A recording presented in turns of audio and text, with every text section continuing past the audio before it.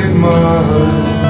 When the rain is pouring down, you can't hold back the flood.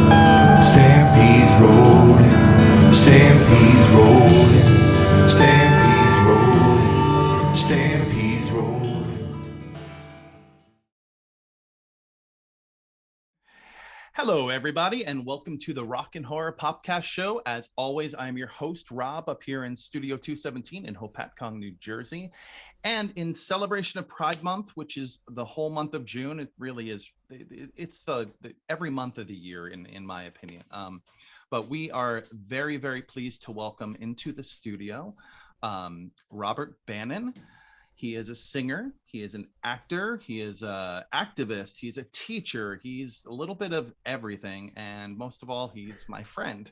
And I've gotten to share the stage with him before. I've seen him on stage, and I am so, so happy that he's here with us tonight. So, hey, Robert, how are you? Thank you, Rob. Thank you for that. I'm so grateful to be here. You know, two Robs in a room. Everyone be ready. Here we go. Here we go. I have to say before we start though, hey, thank you so much for being here. I'm so proud of you and this show, and for producing and creating your own content, and also thank you for inviting me to be here. I have to just share this if you don't mind for one second. We did a show together called We Will Rock You, and you know, for me and part of my journey, I'm not like I'm kind of always the new guy on the New Jersey theater scene, and Rob is you know, someone who is used and is asked to be in shows all the time and has this amazing reputation and heart, and everyone is not always super nice to me, and Rob is always been the class act and a real gentleman, and you're somebody who in the room, I would look for you because you'd give me such good vibes and we're always so sweet. So I'm really grateful for you and your friendship. It means a lot. Thank you so much. I don't want to cry now. I'll cry later. No, not yet. Not yet. At least a few minutes before we just sob. So I'm going to give you a little bit of, and we've shared this, but my audience members don't know. You know, they know that I'm an actor. They know that I sing, I write. But I had gone to see you in a production of Rent, and it actually I wasn't going to see you because I didn't know you at the time. I was going to see Ian, the Velvet Teddy Bear, Ian Duhart. He's a fantastic human being. He's one of the greatest. And so we had gone to see him, and I'm a Rent princess. And when I say that, I mean, I've seen the show far too many times. I could probably mortgage a house with the amount, you know, that I've spent on Rent. And I saw it when it first opened, you know, right in the beginning with the original cast, as you did. And so and I was in it in 2015. And this is, you know, all I got was a stupid t-shirt. I love it. It's more than I've got. So that's it. And I was asked to play every single old person on the stage. I played a drug dealer. I played one of the parents, actually two of the parents. And I didn't get to be in La Vie Boheme, which really broke my heart and my spirit, but I still love the show. It was a great experience. I got to do the male Seasons of Love solo, which, you know, I will always hold as one of my calling cards. But like I said, I'm a Rent princess, and I went to go see this show. And, you know, everybody knows the beginning of the show starts with Mark, you know, December 24th, 9 p.m. Eastern Standard Time. And Roger breaks in, and I'm like, oh my God. Like, really, he's a good looking guy. I didn't like the pants because they had already started with that new punky type Roger. The nail polish and yes. But you made it work. You know, you made it work. And I watched you the whole show. And, you know, we get to One Song Glory, and I was sold before that, but that song, you know, it just, that's boom. And by the time we got to Your Eyes at the end, I'm done. You know, it's just like, take my heart, throw it out there. And I remember talking to you for a few minutes after the show. And I mean, at that point, you wouldn't have remembered that. But I remember talking to you. I kind of do. Really? Oh, yes. Because you know what? Nicole was in the show too. And Nicole did We Will Rock You with us. And I had done other shows with Nicole. So, but talking to you for a few minutes, and I was like, I do remember saying to you, I hope to get to do a show with you one day. And son of a gun, you know, a few, like two years later, was it a year late? No, 2 years? A little over, maybe a year and a half. That was September. And then the following a year from that following January. So like a year and a half. Okay. So I walk into the studio 237, where we do black box shows, and I wanted to audition for this, and he's there. And I was like, oh my God, there's no way he's not Galileo. Not that I was auditioning for Galileo, because I was too old for Galileo. But I got the part of Buddy, which I will always, another role that I will always treasure. I got my favorite song, and my favorite performance in that show is when you got to sing that. It's beautiful. It is that song. So These are the days of beautiful. our lives. It's incredible, and it's, to me, shows like that. Any show, you need to have that moment in time in that show where you can kind of just, And that was you. and breathe in. And that's exactly what it was. And I learned so much about, I thought I knew Queen before, but when I learned about that song and learned what Freddie Mercury had gone through, and that was his last, on camera appearance, and it was only a few months before he passed, it was all that much harder to watch. But going up there, it gave me a renewed sense. And I've since done a reprise of the show, which unfortunately you couldn't be involved in. And that song just always means something. It's an incredible song. So, we got to do that show, and you're right. I was sort of, I'll call it fanboying a little bit. Gina calls it that. I'm like, this guy played Roger, and that's really cool. And I'm sitting here, I'm older than you. I'm not old enough to be your dad, but there was a little fanboy aspect, but you were so kind. You were so, receptive to, just conversation. And, you were the new guy, so and that's tough. It is, I've been that guy. So, but I do this. I like to talk. No, it's so good though. Well, let me tell you, real quick, to just tell you how I got to rant and then how I got to We Will Rock You in a quick version. I went to school as a kid for musical theater. I was in the first musical theater class at Juilliard Prep. It was taught by Burton Rauser at Lincoln Center. And then I got really sick, and I was out of singing for like 4 years. I had meningitis caused by chronic Lyme disease. Oh, wow. I was singing every week, everywhere in New York and in Jersey, with this children's choir at Juilliard. And I really thought that was going to be my career. And then I got sick for 3 years plus. I didn't go to a normal day in high school ever. I'm trying to tell the quick story. I'm sorry if I take... No. And at 18 years old, I got better, and I put those bad, 1999, 2000 headshots of me in this denim jacket with frosted tip hair and sent them out to every casting director, and I got called in to do Rent. And it was before YouTube. It was before you could just easily, Google search the lyrics to a song, and they wanted me to replace whoever was going to be Roger for the tour or Broadway and show up and sing One Song Glory. And I went to Telsey Casting, and I walked in and sung the song and trashed the song. I sang every word wrong. I mean, in the production we eventually did, I sang every word wrong too.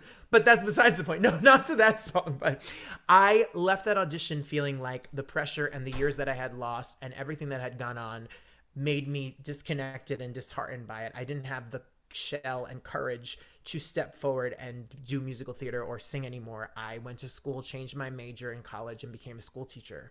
And I didn't sing or perform on stage for 15 years. I went for my master's degree, got my principal's license, and thought like my life was going to be as a school teacher, as a husband, the white picket fence, the dog, the 2.2 kids, and the whole life like that. I left that part of my life behind because I felt like I couldn't do it anymore. Long story short, and I'm sure we're going to get into it, especially that it's Pride Month, I ended up getting divorced, and I was in a really low part of my life. I had been really lost, and I didn't know what I was doing, and I had given my whole life to this idea of what my life was going to be like, and it was shattered and gone. So I went to my brother one day, and we were having this deep conversation, and he said, you used to love music and theater, and you used to sing, and you used to act. And I found my way back to it. And I saw the audition for the Union County Performing Arts Center's Rent. I had done a show the year prior. I had done Music Man, which was an equity production in Sharon, Connecticut, which was a whole other mess because we got in trouble with MTI because they modernized the Music Man without permission. Wow. And it was my first experience back, and I was in acting school, and I graduated acting school in June. And I went to the audition for Rent because I figured I wanted to be Mark. And I thought that I would go back to the show and be Mark. And I went to the audition and I had sung a song and they asked me what role I wanted to audition for. And I said Mark, because I was never singing the Roger songs anymore. Because it was like a trigger because I remembered leaving because of it. And then the director at the time said to me, would you consider being a different role? And I thought, yeah, I'll do an ensemble track just to do the show. And then they sent me the callback, which was to be Roger, and the song was One Song Glory. Like, and I was like, you oh, see what I just did? No. Yeah. So I went back and did it, and I booked the show. And the show for me was one of the most healing experiences and the hardest experiences personally. I came out during that show. I came out later in life, and I had a lot of pushback, and we had spoke about the new guy in town. Sure. You know, that was my first show in New Jersey theater, and I didn't realize at the time that that team that music directed that show and choreographed that show and the stars of that show other than me were like New Jersey Community Theater all-star team. Right. And I was, who the hell is Robert Bannon? Where did he come from? And I got a lot of and I just said this in another conversation on interview, so now I'm just saying it. They were really mean. It was a mean room by a lot of people. There were some people that I will treasure forever that were really nice to me, and there were some people that gave me a lot of pushback, but it made me tougher. I'm not always the perfect Roger. I have a different take on the character. There's a lot of words, and there are people that show up in the Rent shirt that you're wearing, and they would sit in the front row, and I'd be like, oh God, I hope I get the words kind of right. But it was such a moving experience for me. Yeah. And I did meet a lot of people like Nicole and Ian and other Kairos, that people that were in that show with me, the late great Kat Tierney, who I love to pieces and missed very much so, that were a part of that show that I treasure. And then there are a lot of people I don't. But it taught me a lot. And the experience we had at We Will Rock You, which is what I did with Rob, was a totally different experience for me, because even though I didn't do a show at the Rhino before, the people were super nice, and the creative team there was super nice and encouraging. So and I will say, so Robert doesn't have to say this, as much as I love We Will Rock You, it is full of some of the worst dad jokes on the planet. Yes. It is a very, very wordy show. In fact, so much that we were basically from day one, we were told we're going to do this as a concert version. And it was sort of like a hybrid. So it wasn't really a concert version, but it was. So it was that weird, you know, I mean, we did go up to our microphones, but we had handheld microphones. We didn't just stop in place and say the thing and then move over or whatever. And it was such a great experience, but it was so full of these just, oh my God, it's like you could cut out 50 minutes of that show. Oh, easy. It'll be fine. It was a marathon. Easy. I mean, the show was just a marathon. It was, but it was fun. Yes. And we got into a rhythm of, and you know, Loren, who directed that show, at least she kind of gave us the insight to say, like, play the joke up and make it a joke. Like, don't try to take this show seriously, because if you take this show seriously, it's the worst show ever. Exactly. But it was fun to be in on the joke, and I think the audience had a lot of fun. Yeah. My lyrics, me forgetting the lyrics is like a theme through my life. Like, I forget the lyrics in that show. I'll forget the lyrics to anything. I don't know. That's just the way. I don't know what I do. That's part of my my shtick. I don't know. That's my shtick is getting injured in every single. Oh my God, no. So, yeah, We Will Rock. It was one of the few that I didn't get any kind of hurt at, so I didn't get hurt. No. I've broken a rib. I've had my foot crushed. Yeah, I've jumped. I played Macmillan in Big, and I jumped off onto a piano, the little plastic piano thing, whatever, where they dance, Macmillan and Josh. Yes. And I landed, and I felt my knee give out, and I still stood there with 1.5 legs and danced. I just did my thing. That's the show must go on, right? I wrapped my knee later on that night, you know, and it was like, next. But getting back to Rent for a second. Sure. You said Rent was very healing for you. Mm-hmm. And, you know, you went through a lot of challenges during that time. Mm-hmm. And, you know, I know that you saw Rent with the original cast as well. Yes. And Rent really changed Broadway. It kind of flipped Broadway on its ass, you know, for lack of a better term. Absolutely. It was something that, and some people will say, oh, Jesus Christ Superstar was, and that's fine. I'm not going to argue, that point, but I think Rent really changed a lot of things. And it is healing. I mean, the entire show, even the most heart-wrenching, songs and performances, um, it's just it's very healing for a lot of people, and it may not be your thing. If you haven't listened to the cast album or seen the movie or any of the above, go do that if you can. I mean, if you've never given it a chance, give it a chance. And I think you'll be pleasantly surprised. But I've talked to a lot of people over the years that have been in different productions, and it's always the same type of words. This changed my life. This, I was going through a divorce. I was getting married. I was having a baby. I was, I had just lost my best friend, whatever the thing was. And this show and the camaraderie between the people, because most of the people are pretty much like, they're all Rent heads. I mean, most of the people don't do Rent unless they know Rent. Agreed. And when I went to audition for Rhino, I had no designs on getting Mark or Roger. I was aged out already, and I had more hair, and I shaved my head. So this is a choice right now. I get it, but I told Ed Bialkin, who directed us, I'm like, I don't care what you have me do. I'm in this show. I don't care. I'm auditioning for you because you need to see if I can sing. You know that I can sing, so just put me in the show. Right. And so when we were going the first night of rehearsal, they were like doling out parts, and like the ensemble type things. And every time something came up, I was like, and then that Seasons of Love male solo came up, and I was like, I want to do that. And I shared that with somebody else for half and half of the shows, and it was great. And the one of the most awesome nights in my life was we were having a master class with Tice. I forget what Tice Green. I forget what Tice's last name is, but Adam Pascal. And I was subbing in for Mark because Mark was being played by my friend Mike, and he was stuck in PA. He was trying to get out there. So we were running the opening number, and I did the fist pound on the table at the last note, and I looked over, and there's Adam Pascal doing this. And I was like, it was so amazing to have that moment. But can I just say, I saw the show originally, like you said, I was 12 years old, and my parents got us tickets for Christmas. They had no idea what it was about, and it was very groundbreaking and eye-opening. And at that time, I don't think people had experienced, it wasn't the days of, RuPaul's Drag Race and Pose and all of that stuff at the time. And it was, my brother was only 8 years old, and my parents took us because it won Best Musical, and it's like, we're going to go see the new show. It was a Christmas present.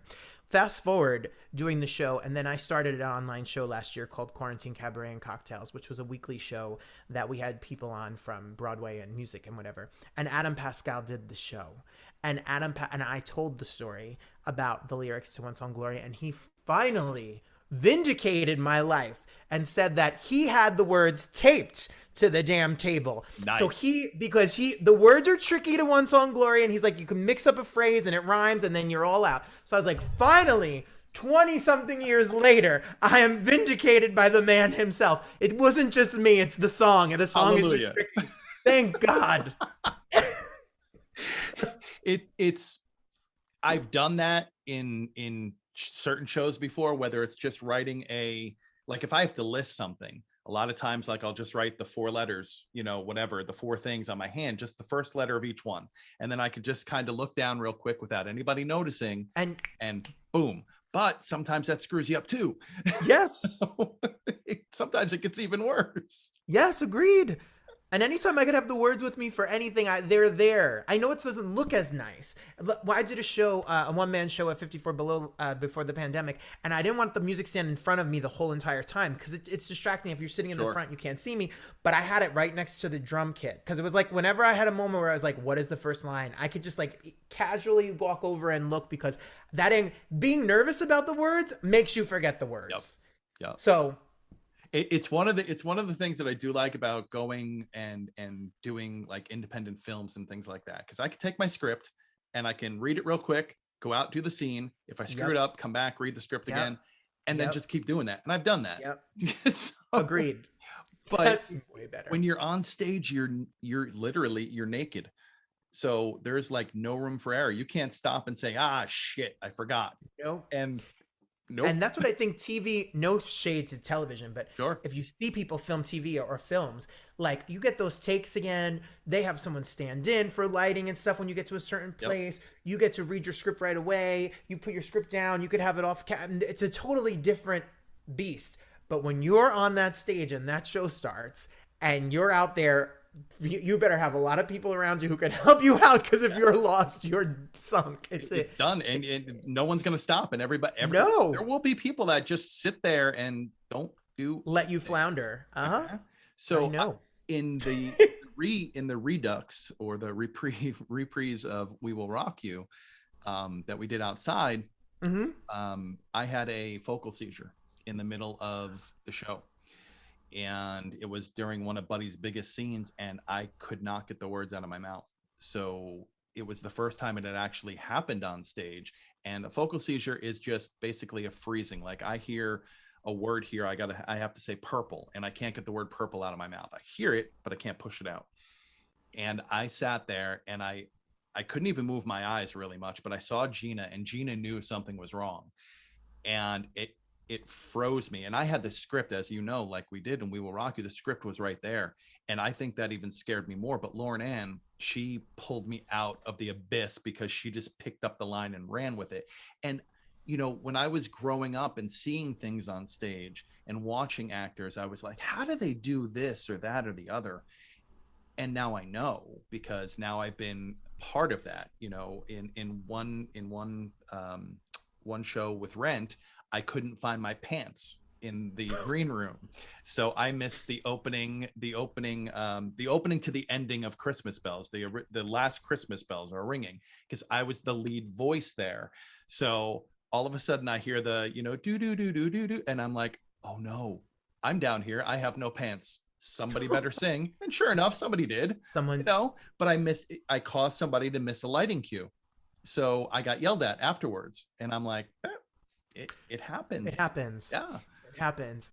But that's what I love about theater too, is that there's a camaraderie, even, you know, within a show. And that's what you hear so much when you talk to people who do shows, or when you hear people who are in a cast, especially longer runs of shows. Like, you build such a friendship, you really lean on each other, that trust. And acting is so much of reacting with that person, and you have to really trust that person. So it's so nice when people step in, and that's what's fun about theater, more so than a concert setting. Like when you do a show, like when it's just you, I mean, it's a different, your partner is the audience, so it's a different relationship. But in theater, you have those people, and you build such a close, intimate relationship with them, because you rehearse so much. And the thing about We Will Rock You is that it really does involve the audience, even if it doesn't. Like, you're not supposed to stand up and sing all the songs as audience members, but there are moments where you know, we knew that these people were just singing, you know. And it was like, first of all, Queen music, everybody sings lead. Let me tell you about harmonies. Those harmonies are stupid. I've done Forever Plaid, which was a tight four guy harmony group, and those harmonies are tight. Queen stuff is this whole other level that you can't even begin to appreciate by listening to them on the radio. It doesn't do it justice. You're like, what do you mean there's 16 parts in this song? There isn't. There aren't 16 parts to sing. Well, listen, Rob, I'm telling you the truth. I can't sing harmony for Jack. Yeah. Like it's something, like, it's a gift that people, I mean, I could learn it. I mean, I said I did Music Man. Music Man was my first experience doing a show again. They cast me in the quartet. Oh boy. I was the baritone, so I was the weird middle going under and over everybody else. I had never done it. The other three guys were all barbershop singers. So we sat down in this house they rented us for the summer in Sharon, Connecticut. And they were like, okay, let's take the sheet music and just do it. And I was like, whoa. And I had this conversation. I'm like, listen, I told them I don't sing barbershop. I told them that I have no experience. They cast me in this show. Right. Like, I need help. And it was hard as hell because I had to sit and drill these lines over and over and over and over again, to the point where I was one point, again, ready to run and quit because it's hard. It's hard and it's vulnerable. And they used to call me to stand up in the rehearsal and say, okay, Robert, sing sincerely your part a cappella with everyone watching. Like, but that's like a big lesson. And anyone who has ever asked me is, and thank you for the compliment before, but like musical theater, acting, singing, concerts, cabaret, whatever, like your ego really needs to be left at the door. Yep.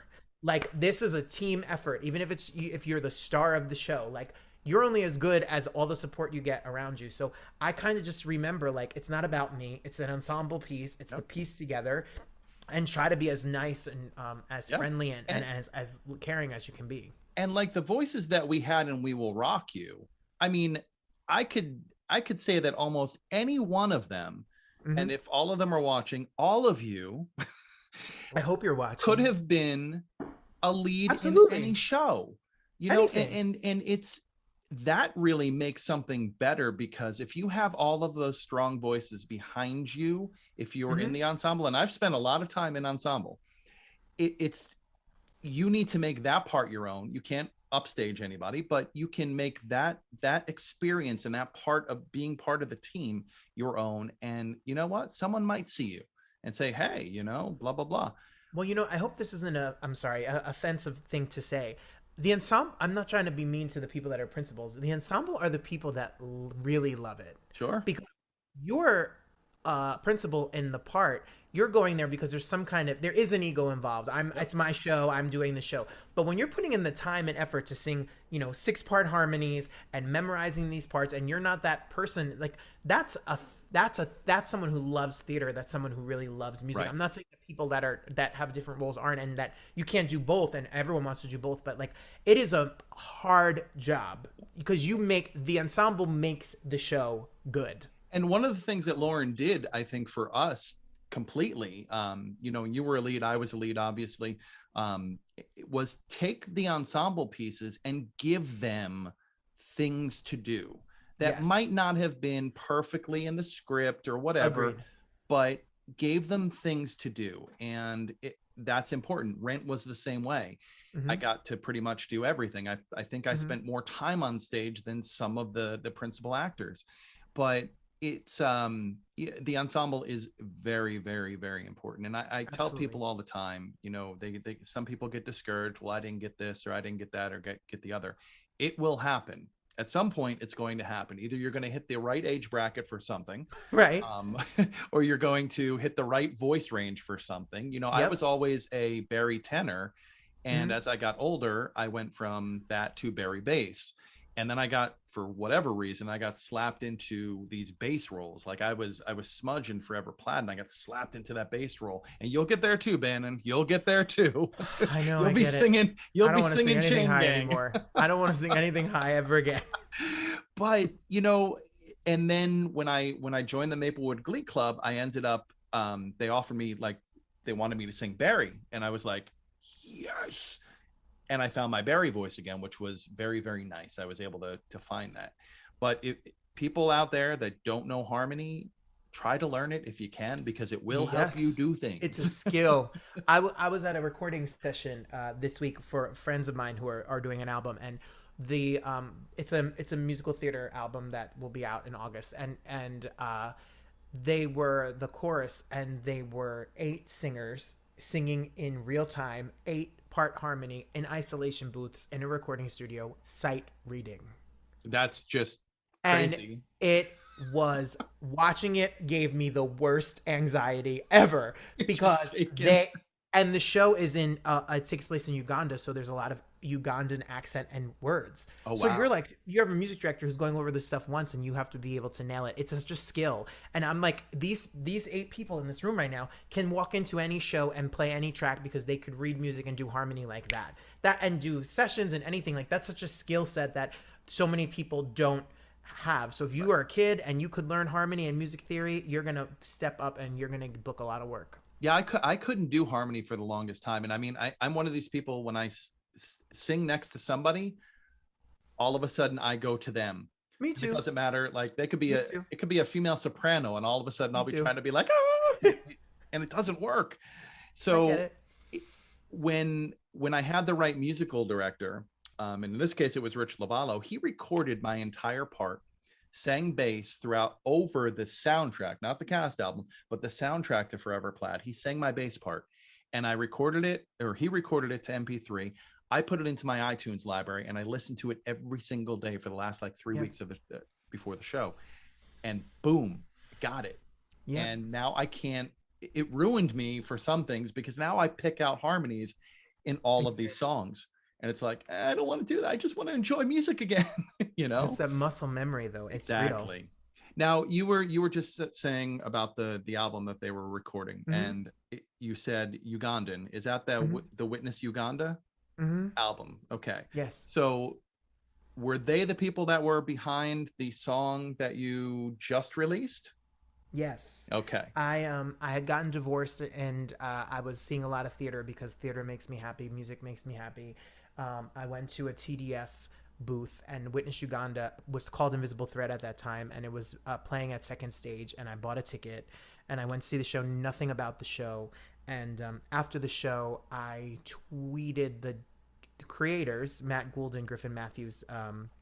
Matt Gould is a composer who now wrote Lampika, which is hopefully coming to Broadway. And Griffin Matthews is now on The Flight Attendant on HBO and was on Dear White People and whatever. And he, I never tweeted anyone ever before. I was just looking to belong to something. I just was so lost, and I wanted to get back into it. And I said, I just saw your show and it really moved me, and I wish I could be a part of something like that. And Griffin wrote back and said, it's not about wishing you could do it. It's about doing it. I read that. I did read that when you posted it. And then I said, I need a vocal coach. I haven't sung in 15 years. And he said, come here. And then next week I went to their house, and Matt and me built my one-man show called Unfinished Business. And I've just been, they've just accepted me. They put me in circles that I could never have gotten in myself. They've literally opened their heart and their life to me. And if they call me to be somewhere, I'm going to go be there for them, because I will watch their kids. I will get their lunch.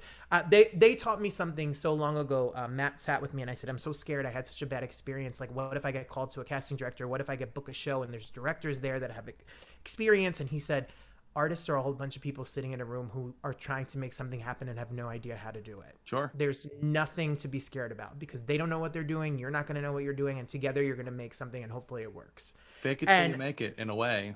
Fake it till you make it. So Matt and Griff have been instrumental. Like, they've been incredibly supportive of me. A lot of the friends that I have made in theater and television and acting and like this little crazy world is thanks to them. They've opened their world to me out of a fluke. I don't think anything happens as a fluke, but it was definitely a fluke thing. And when the Whitney Uganda album is crazy, and I'm really excited, and they'll announce everyone that's in it, but there's a lot of fun people, and the music's amazing. But I saw them do a workshop years ago of a song called I Think He Knew. It was from a show called Family Project that never, I don't think it's been staged anywhere yet, but it's a song cycle about a family, a modern family, and it's a gay couple and their parents. And there was a song in the show called I Think He Knew, and they debuted it at this workshop. And I remember sitting there, and I heard the song, and I was like, people were crying, and the song touched me because my own parents have always been very supportive, and I've given them quite the roller coaster ride of my lifetime. I keep it entertaining. So I always thought that I would sing the song. So I did a show in New Jersey on my dad's birthday, and I sung the song for the first time ever. And it was the first time I ever said the words, in the words it says, and no one made me gay. And it talks about a dad knowing his son was gay and all of the story. And it was in front of my family. It was in front of his friends. I didn't even tell him. And it ended. The song ended. And it was just silence. And then he yelled, "I love you, son." And then people just stood. So it had a very personal meaning because my family has always been supportive on my own personal journey. So when I was doing, the idea came about to create music right before the pandemic happened. And I had the idea that I was going to do a single, and the single turned into a full album, and the album was going to be a bunch of cover songs. And I was like, I wanted a song that was original, that meant something. And I asked them if we could do it. So they said, of course.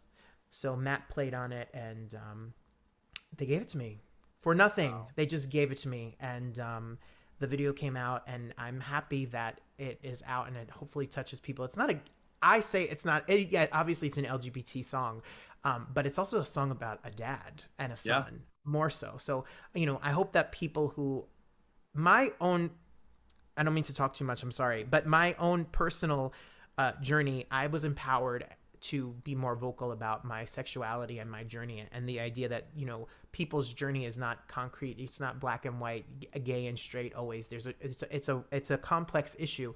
Was based on being a school teacher and having students come to me in 6th grade and tell me that they wanted to come out, or they told their parents they had questioned their own sexuality, and then their parents didn't accept them or gave them a hard time. It gave me strength to be like, I'm a grown up. Like, nobody can hurt me for sharing my truth anymore. And if you do, it doesn't matter.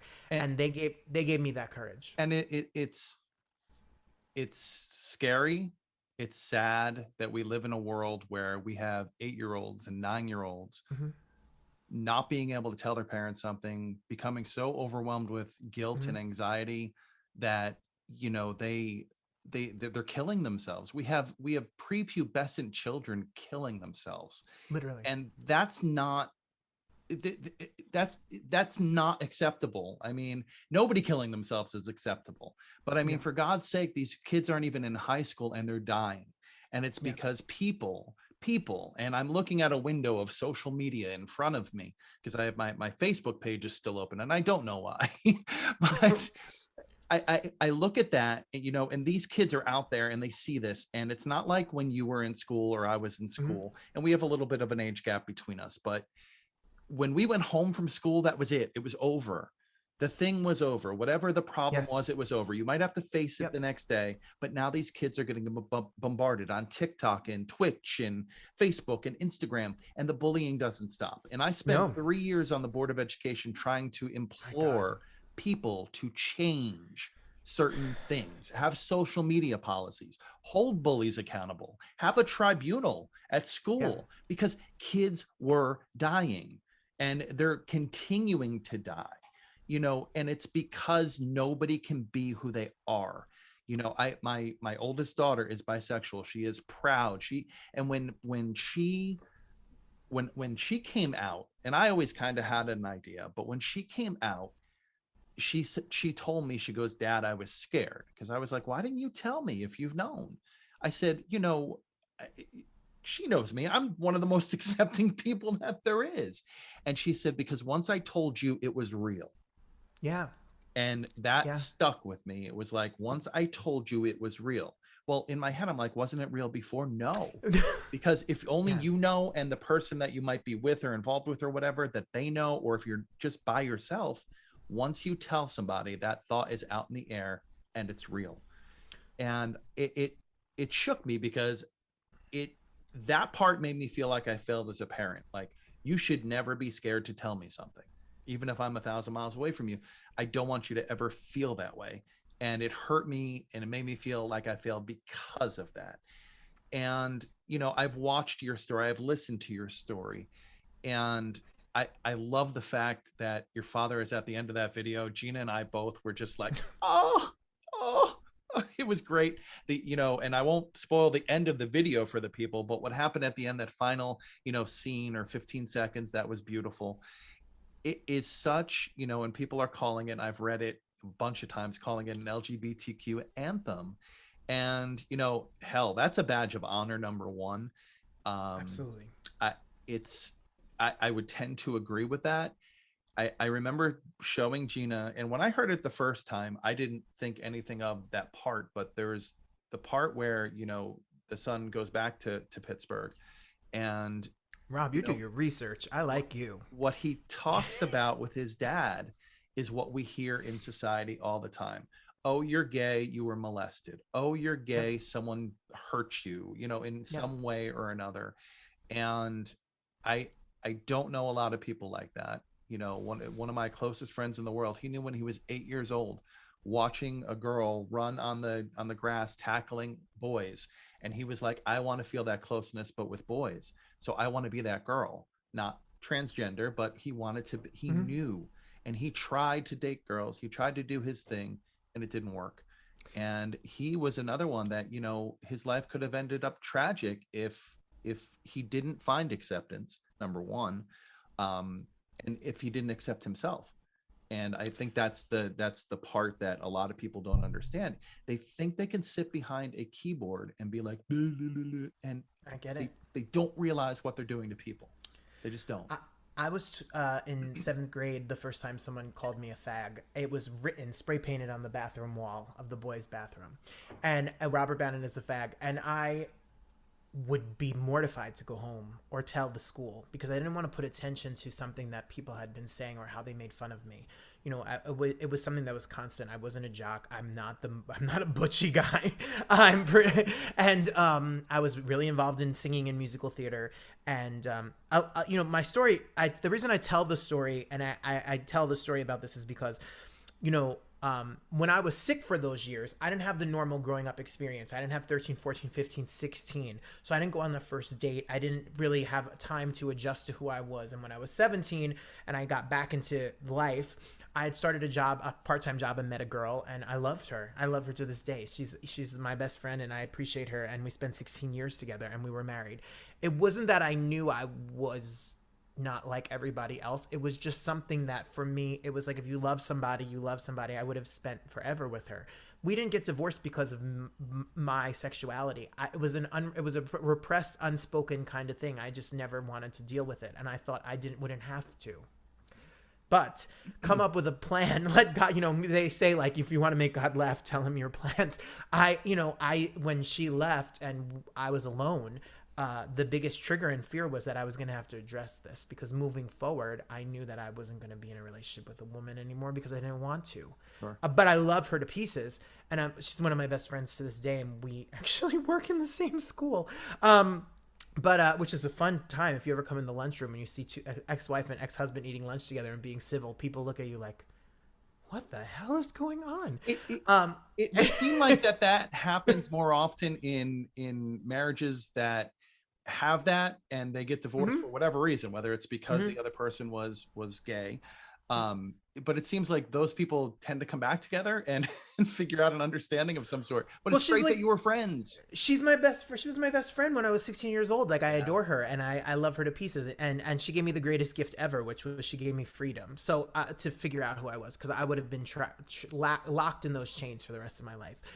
It is an honor to call the song an LGBT anthem. I hear people tell me stories. I sung it before I recorded it at Villagers Theater in New Jersey. I did their New Year's Eve, and it was all seniors.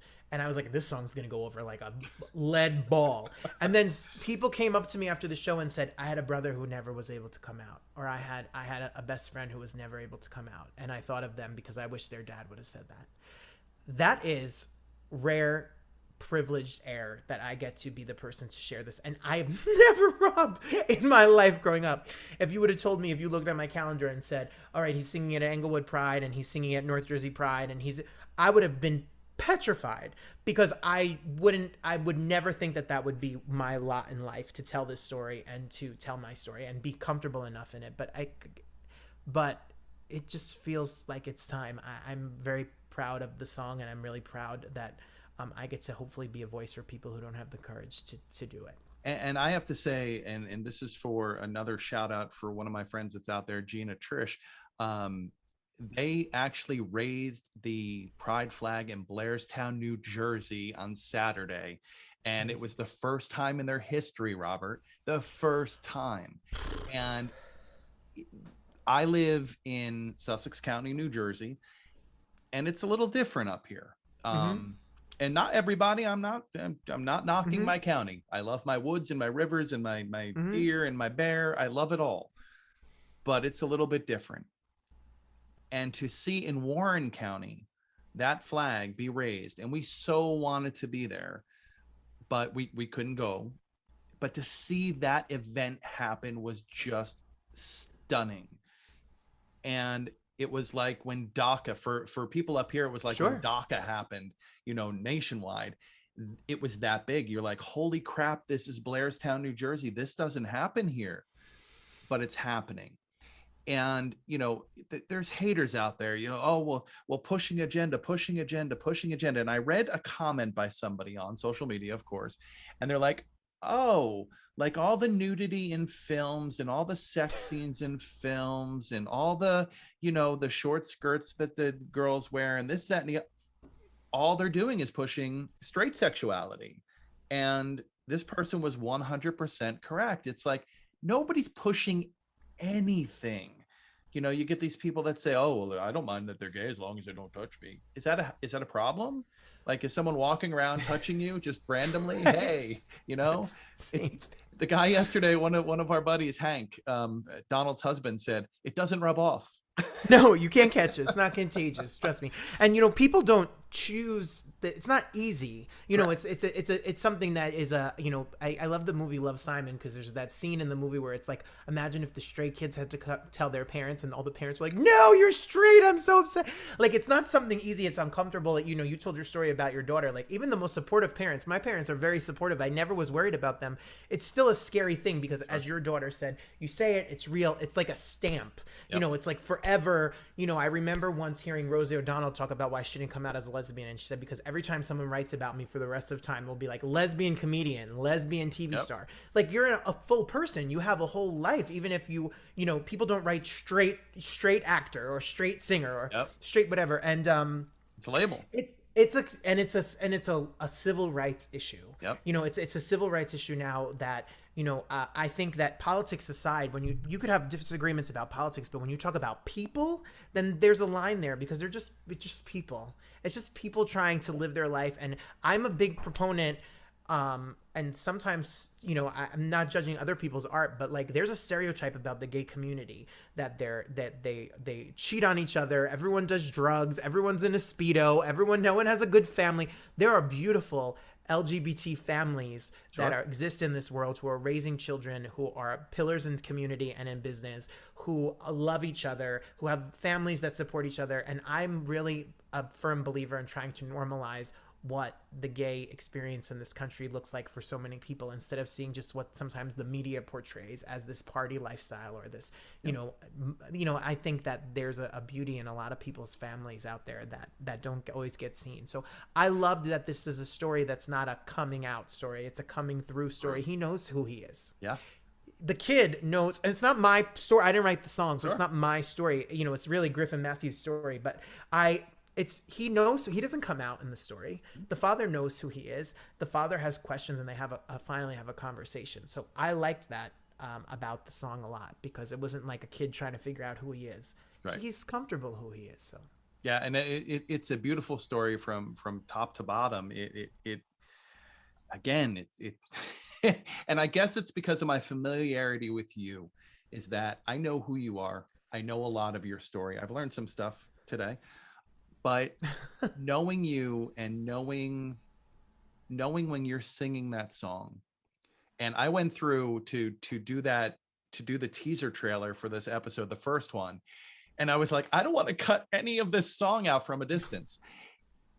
It was like I watch you emote, and watching you emote, and watching the clips interspersed of the pandemic life that we all lived in 2020, watching you sing those words, and watching you emote in, I think that I think he knew.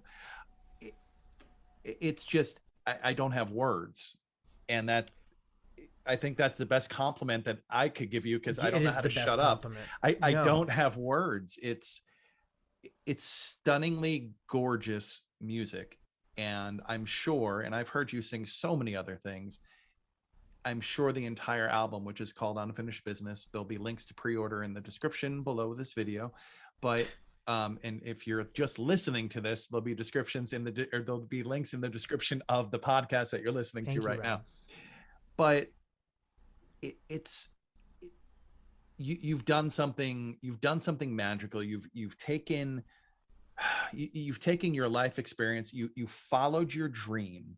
You didn't let anybody stop you, even when it seemed impossible.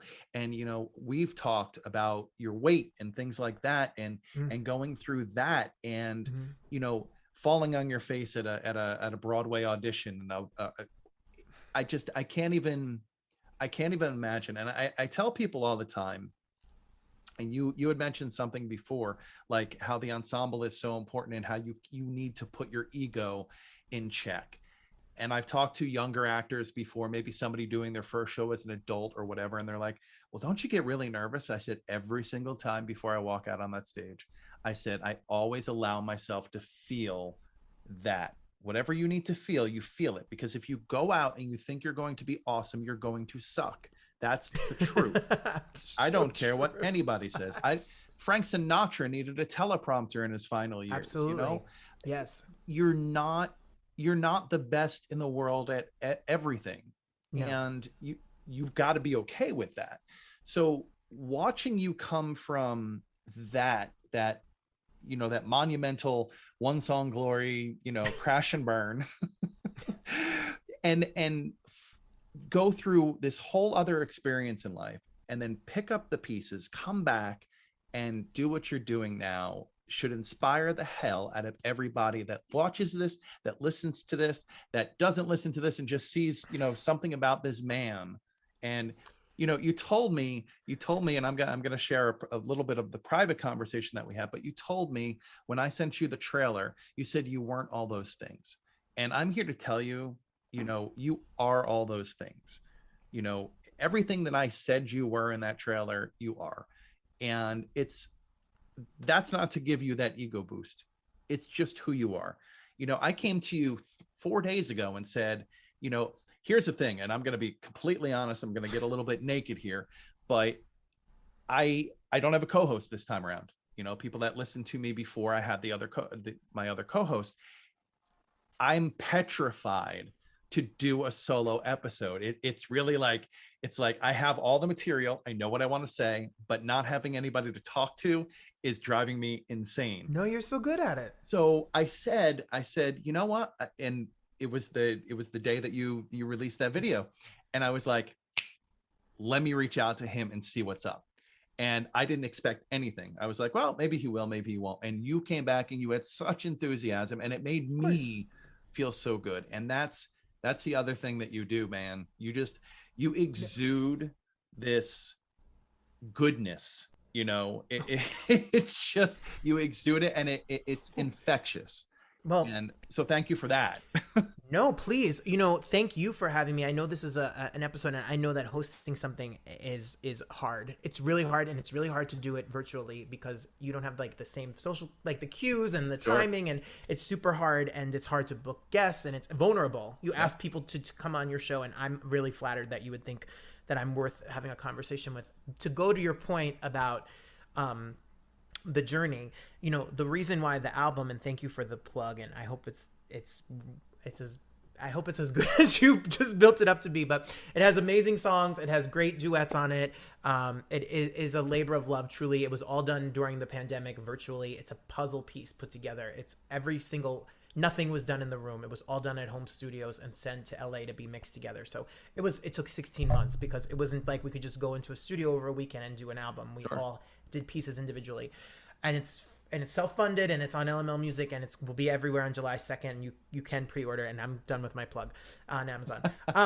And you could see the virtual concert and hear the whole story on July 2nd, 3rd, and 4th, which you can go to robertbannon.com. And Rhino, if you're a Rhino fan, if you get it from Rhino, we give 20% back to Rhino to help Rhino Theater. Oh, so I did that. I did not know. We're going to give brand new information. We're going to, I'm trying to get theaters in general to get some little, we could help each other. If they give it to their fans and their fans like it, I'll give it back to them, just because I want theaters and artists to be able to work, and I can only imagine what it's been like for them. But the reason it's called Unfinished Business, as you can figure out, is because those 15 years I felt like there was something I had to do. And I say this in every end of the show and anything that I do, is that everyone has something they want to finish. Everyone has something that they want to do. It doesn't have to be a song, and it doesn't have to be acting. It doesn't have to be singing. It could be, learning a language, or going to the gym, or, going on a vacation that you've always wanted to have. Like, there's something inside of you. It doesn't go away. So fear and our low self-esteem really stops us from doing what we really want. And my brother said to me once, just show up as yourself and it will be more than enough. And that's for everybody. Yeah. Like, I never had any traction singing and acting or doing shows until I was really comfortable with who I am. And then when it was like, I don't give a shit anymore. Right. Like, this is it. Then all of a sudden, people connect to it's, you know, I'm a nervous, anxious person. Everything is scary. You know, putting stuff out is scary. Going on stage is scary. You know, doing shows, singing is scary. But when you just try to embrace it, and I'm just trying to embrace it, and it's been a journey of a lot of therapy and a lot of self-awareness to try to really know who I am, and try to know what I want to do. And so it's with friends like you that support me, and I hope I can show you the love and support back, because we need to really lean on each other. That's all we got is each other. So I really appreciate it, because it's vulnerable and it's scary. So thank you for that compliment. You're so welcome. You're so welcome. But yeah, I don't even know what else to say.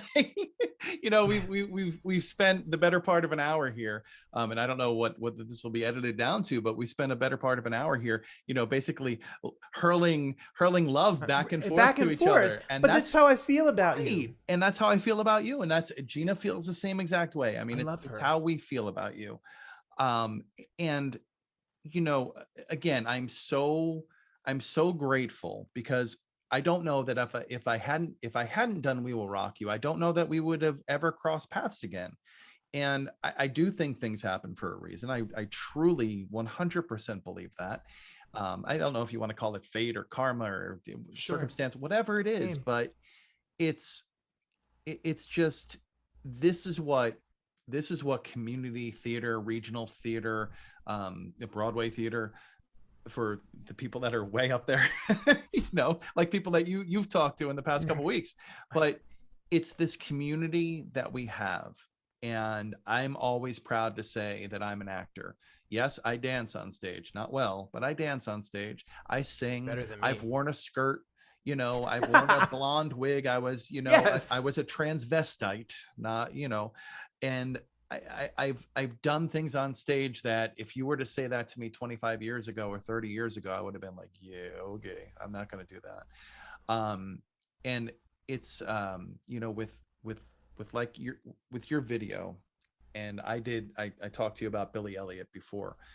I did Billy Elliot, and when I saw that boy and I saw him dancing in right field, it just brought back that flood of emotions about playing Jackie Elliott, which I was nominated for an NJ Perry Award for, by the way. Yes, you were. That's amazing. I never been nominated for a Perry Award. I love it. It's political, I'm sure, but anyway, I love that role. That role meant a lot to me, and the two kids that I got to be father to came to mean a lot to me. And it's all about that, you know, that tough guy exterior being chiseled down, and realizing that you will do anything for your child because your child is your child. And that's what infuriates me, going back to Pride Month, is watching some of these parents be like, you know, and I belong to a group called Dads with Daughters. And we have, and I'm so proud of this fact, we have transgender couples in there with children, whether they were but their biological children, or they were adopted beforehand or afterhand. And I watch, and in the beginning, you would get a lot of people, because again, keyboard warriors, they come out and they'd be like, oh, you know, blah, blah, blah, blah, blah, you know, you're a heathen and you're not a Christian and you're this, that, and the other thing. And they would stand tall.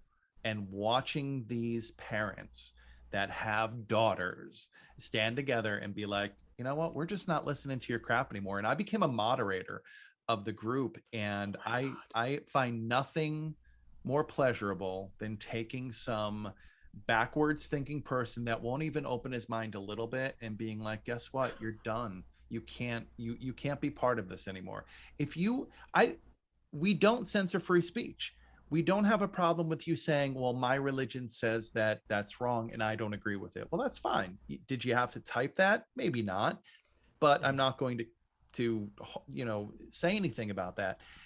But when you are using hateful language and hateful terms and everything else, and someone else's child may see that, you know, that just, it disturbs me. And again, it goes back to the fact that we have so many kids. And I'm so glad that we've changed as a country. We still have a long, long way to go, but we've changed to the point now where children aren't as scared to come out and say something. You know, Gina and I have a transgender nephew. We love Sam to death. Sam is one of the most amazing human beings on this planet. And I watched Sam's journey, you know, from the time when he was young. And, you know, there was a part of me that knew stuff, and I was like, huh, you know, and then when Sam started his journey, it was incredible.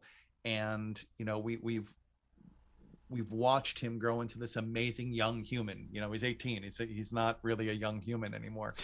But and I can't wait to see the things that he does, because I have this activist idea in my head that he's going to be like this big time activist that is going to make a change for the better for people. And Sam absolutely will. Yeah. And I'm sure he will. And it just, I don't know the pronoun. I'm sorry. He. I'm sure he will. Yeah. And I know that he will move a lot of lives just living his truth. Well, Sam was at that show with us. Sam was at your Ren show. I remember. See, that I remember. Yep. I do remember. And I remember a conversation with you about him. And you know, like I said before, you had asked me. You were talking about the Sizzle trailer, and you asked about the word activist, and no one has ever called me that, because I'm kind of new to this whole world. Sure. Like this is the year of me being like, F it, I'm gonna we're going there, because it's time for me to tell the truth. And you know, it is really moving, like, and really I feel the weight of the responsibility to carry this privilege to sing this song, or to be performing somewhere and tell the story, because I think that transparency and representation matters, and that gives people freedom and comfortability to be themselves. Right. You don't have to be my story, and it might not be my thing, but it could be something that you're going through, and sure. and it really gives me power. And social media is so mean, and we get so stuck on likes and follows and comments and all of that. But for me, I don't get scared to put something out there anymore, because I feel like I dare you to say something. Sure. Like, I dare you to come at me and say something about it, because if you know the struggle that people have gone through, and you know their story, and you humanize these issues, then you can't really have anything to say, because if you love somebody who's a certain race, a certain religion, a certain sexuality, then you feel differently about them. So as we humanize these words, I hope that things change. And I see it with younger generations. There's trans kids in my school, there's out kids in my school, there's different religions in my school, and the younger kids, we should be like them. They don't really see it like the us older people. We feel the difference. It's just a person to them. Right. So, and the greatest two words that I ever heard anybody say, and then he repeated them over and over and over again, Lin-Manuel Miranda, when he said, "Love is." You know, love is love is love is love is love, and it doesn't matter. And this is what I don't get about humanity as a whole in some cases, is that what does it affect you? Okay, at the end of the day, how does it affect you? You know, Ridgewood changed their police department, one cruiser, to have the pride flag on it, and I was like, show me where the rainbow hurts you. I mean, it didn't. These things are, you know, and I've heard the argument, well, what happens if everybody becomes gay? Well, then no children will be. Well, okay, whatever. Then we die as a human race. And, you know, it ended with a bang, and it ended with a rainbow flag. So, you know, everyone is not gay. They're not all gay. In fact, it's funny, because I remember Joan Cusack in the movie In and Out. She comes out and she's like, is everybody gay? Because like that day, everybody was gay in her life, it seemed. So, but that's not what happens. Not everybody is gay. Not everybody is anything. You know, we're all different. We're all part of the same human race. And I don't get it. People are miserable. And I think maybe that's just the human condition. They're like, I get miserable about things. You get miserable about things. And sure. I'm sure they're very different than what some people get miserable Absolutely. about. But at the end of the day, man, I love my friends. You know, I went to a get together yesterday for one of our friends from theater. Their daughter is graduating high school. So we had a graduation party, and you know, Hank and Donald were there. And Donald, I've done so many shows with.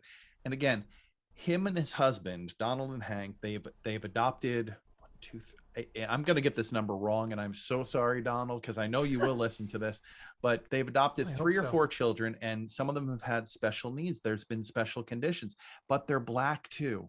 On top of everything, on top of everything, and not that being Black should be an issue, but it is in this country, and we know this. These are real things. I saw your jacket, and I want your jacket, the one with the Black Lives Matter fist, or the Black Power fist, whatever you want to call it, and the rainbow flag behind it. I was like, oh my God, I need that jacket. But so they've done this, and they're a gay couple. So I'm like, oh my God, how many more atom bombs can you have strikes thrown at against you in you your in life? society? Right. And you know what? They don't give a shit. They don't Yeah. give a shit. They just do their thing because they're good human beings. And above that, they're good parents. At the end of the day, they're good parents.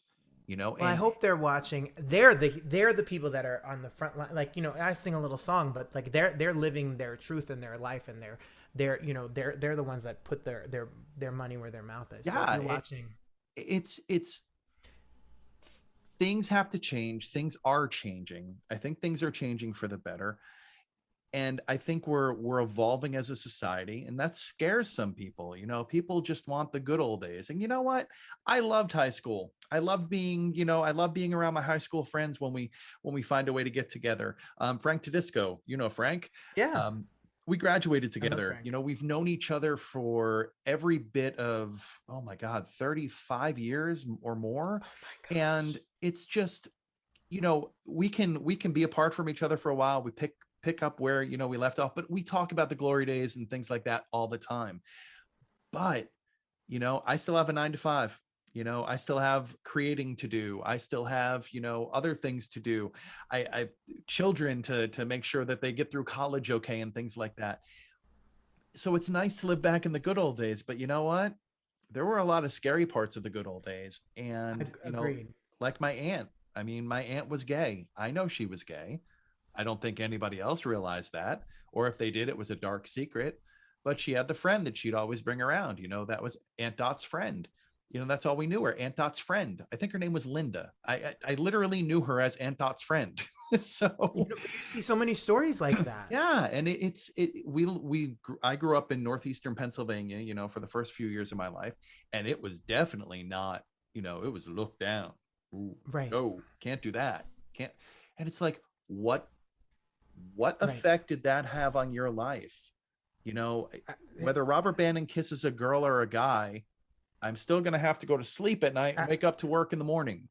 And that's what I think the biggest issue is, and I think that stories like that, like there's a Netflix documentary about two ladies who never were able to be out, and they lived together forever, and they said they were friends, and they had separate bedrooms, and they kept the secret. Like, it breaks my heart because people just want to love somebody that they love and be accepted by their support system, and like I said over and over again, like today, because it's really the first time that I've ever had the experience of you, someone saying this stuff to me.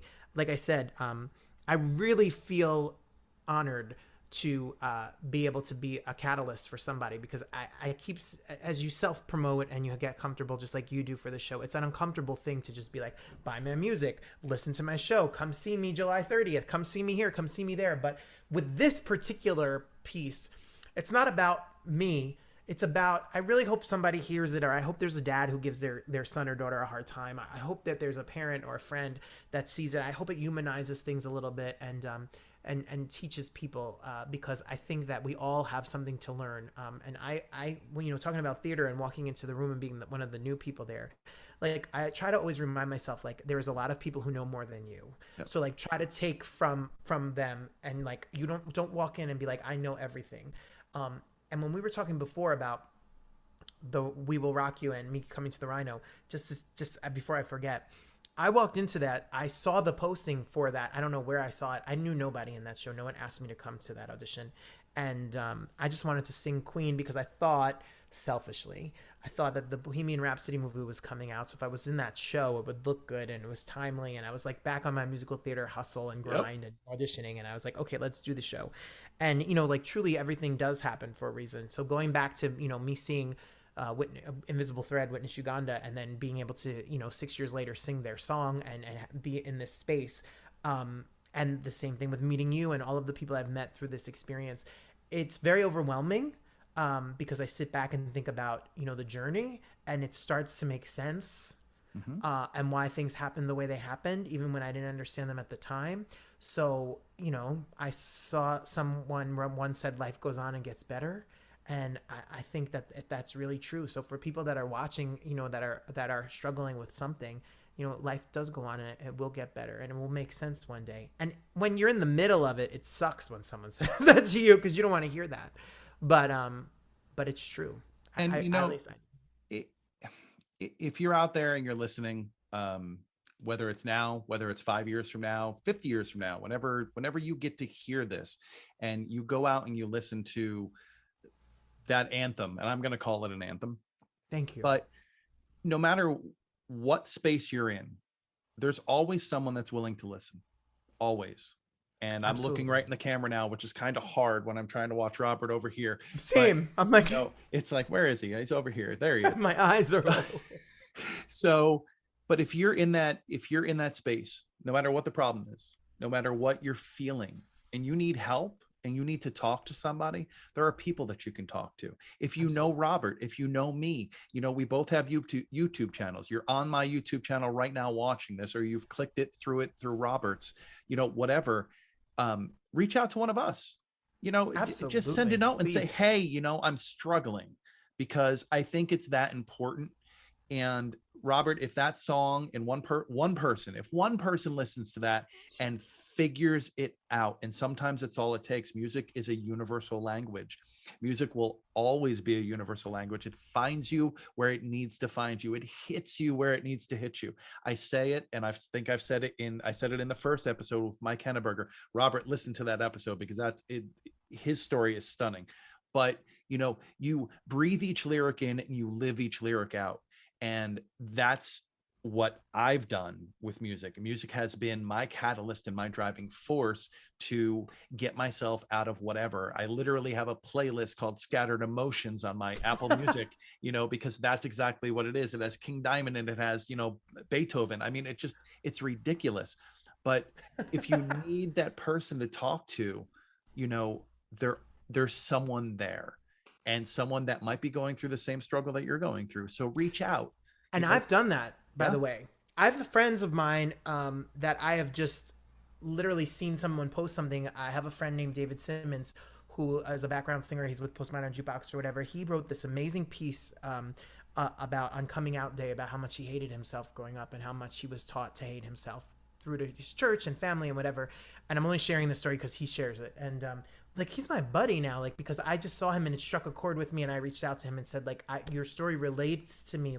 There are so many people out there. And the one thing I've learned from my album, from hosting an online show, is if you and about theater and whatever, is putting your pride aside and asking somebody to do something. And I was talking to Rob about, booking a show and stuff like that online is not always fun. The worst that someone could say is no.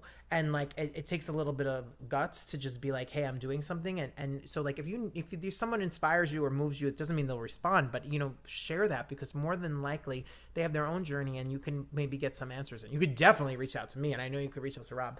But I'm living in my basement apartment in New Jersey, still teaching every single day, so I'm not that fancy. But you could get in touch with anybody, and I hope that if you are so inclined to see me do the song live somewhere, I'm in a bunch of places, luckily, because the song has, luckily, it's not me, it's the song. So if you're in North Jersey Pride in Maplewood, or if you're in Englewood Pride, or Columbus, Ohio is doing my song.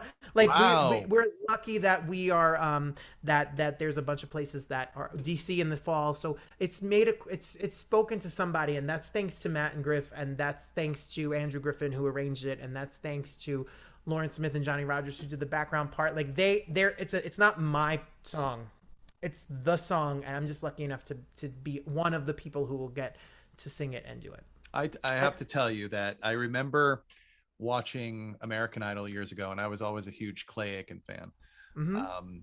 And he sang Solitaire by Neil Sedaka. Yep. I and remember. Neil Sedaka said to him, I have lost that song forever. It will forever be a Clay Aiken song. And I understand, and I appreciate the fact that those two wonderful lyricists wrote that song, and it's gonna be your song. It's Well, just gonna be your song.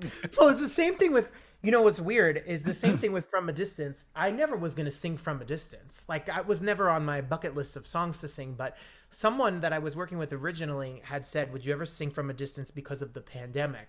Ooh. And I was like, because we're all at a distance. And I was like, it's such a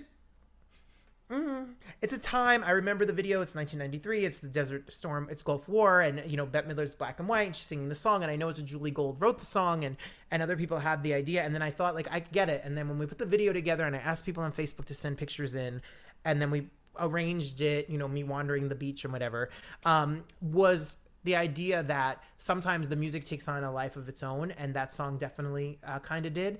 And I remember writing Julie Gold on Facebook and saying, I'm singing your song. We bought the license, but I'm doing a video, and do I need to do something? Like, do I have to pay you? Like, what is the deal? And she saw it, and she said to me, it's beautiful. Just put it out there. Like, wow. There's so many people who have been so nice and kind to me throughout this experience. So that's why I try to pay it forward as much as I can.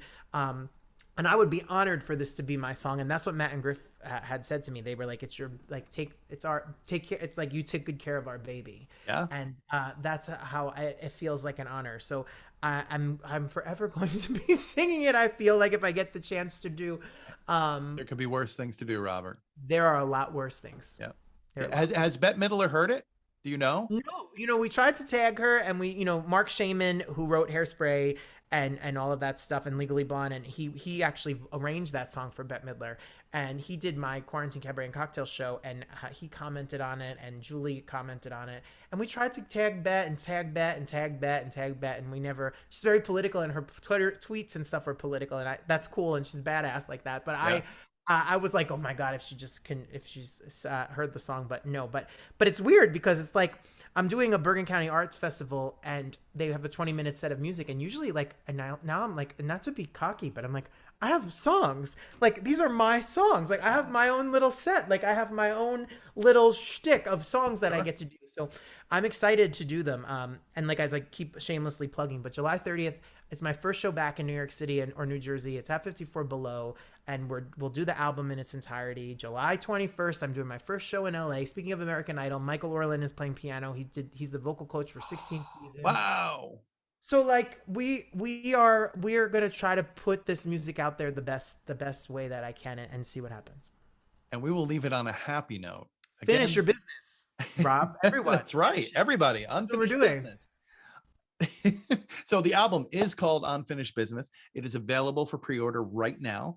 Like I said, the link will be to his website. The link will be on the description below this video. Listen, I don't have a CD player, Rob, so you don't have to buy the CD. That's because who has a CD? I don't have one, but you can. It will stream everywhere. But if you want one as a coaster or as a magnet or to throw darts at, I don't know. You can $14.99. You need to get it pressed on vinyl. People are listening to records again. Yes, they are. I think that's the coolest thing ever. I actually bought Gina a record player for 2 Christmases ago. Maybe it was 3. I don't know, because 2020 doesn't exist anymore. No, it's so, but yeah, we listened to vinyl, and it's the way to be. It's interesting again. It's just a different, it's this different world, and all these kids are like, yeah man, I listened to vinyl. Yeah, that's all we had. That was the way it was. It's just the way it was. But Robert, thank you so I adore much. you. I adore Gina. I'm so proud of you and all the work you do. You're a treasure and a pleasure, and I love your show, and I can't wait to watch the episodes. And thank you for having me. We love you. So guys, again, the album is Unfinished Business. Check it out. Check Robert's site out. He has robertbannon.com. That's right. And you're on you're on Facebook. I'm a friend. I'm not going to tell them about that. That won't be linked, but your artist page is out there. Come we all are friends. Yeah, that's it. But yeah, check him out. Keep an eye on him. I think you're going to be very, very pleased. And again, celebrate the shit out of Pride this month. Hell yeah. It doesn't matter if you're gay, straight, no one cares. No. Be you. And whatever there's a song in Shrek. It's "Let Your Freak Flag Fly." That's right. And that's exactly right. You know, no matter what that is, let it fly. Be proud, and don't let anybody. You know, I heard the song Matthew Wilder just before "Break My Stride." Ain't nothing gonna break my stride. I love And that song. that's the way that you need to live your life. But if you need help, if you need somebody to talk to, there are a lot of people out there that are willing to listen. Absolutely. And we're all here. You know, we're all here, and we love you, Robert. We love you. Gina and I both love you. I love you guys. And as always, guys, go ahead. Anything you ever need, Rob and Gina, I'm here. I appreciate you, and thank you for this time, and thank you to everyone who watched. It means the world to me. So. Thank you so much. And guys, I will see you next week. I love you all. It's great to be back, and I am out.